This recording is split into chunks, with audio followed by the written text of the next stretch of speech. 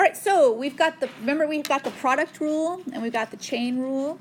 So, excuse me, the quotient rule. Today we're going to learn the chain rule, okay?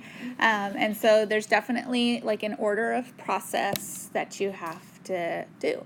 So remember, if we've got y equals a times b, there was a certain way to take the derivative, that you started with b and then had a prime and then had a and then had b prime.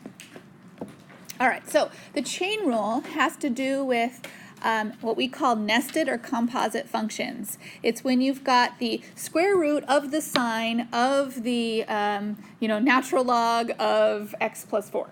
So you've got, like, every time you say of, the square root of the sine of the natural log of, every time you say of, it means you've got another function embedded in it. What it looks like is this. So you have a of b, of c, maybe of d, of x. Okay, I mean, it can just go on and on and on and on and on. So there's a specific rule to take the derivative of nested functions like that. And this is how it goes. It is called the chain rule, and I'll explain why in just a minute. But you start with a prime on the outside. Start with the outsidemost function, and you leave everything on the inside alone, however many nested functions there are. Then you multiply, and you work on the next function, which would be the b function, and you do b prime. But then inside of that, you're going to leave c and d and x alone. Yes, multiply. And then you multiply on the c prime function, but you leave d and x alone.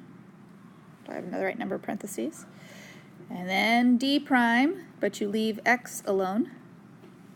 And the last one is the derivative of x, which is 1. We call that the chain because you're like linking pieces of the chain on to each other with multiplication. If you grew up in the United States, you might have had a baby toy of your own that was like linking chains that were all linked to each other, and the babies would play with that. That's kind of what I think of when I think of the chain rule. Okay, it's one piece linked to the next, linked to the next, linked to the next.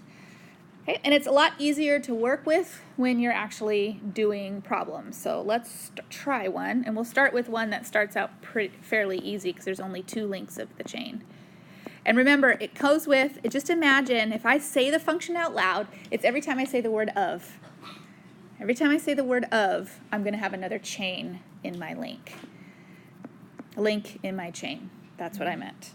All right, so let's say we have y is the sine of x squared minus 4. How many times did I say of? Y is the sine of x squared minus 4. I said 1.